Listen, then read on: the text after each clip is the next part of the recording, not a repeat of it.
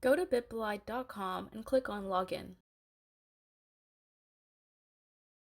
Enter the email address you provided to Ryerson and enter in the password Ryerson. Check off the I am not a robot box. Click on Send Confirmation Email. Once the message at the top is shown, go to your email.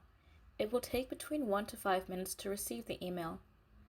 Make sure you check all your email folders, including inbox, spam, and junk. Once you have found the email from Bitbolide, click on Confirm Account. Once you have done so, you can now choose a new password for your account. Now, you can log in using the email you provided to Ryerson and the new password that you just created.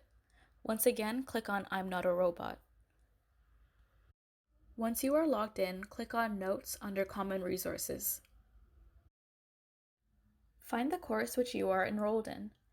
In this tutorial, we will be looking at the Faculty of Science Step Ahead course, Part 1. Click on Add to My Notes as pictured. You will see the following confirmation message. Now, go to My Notes under Navigation.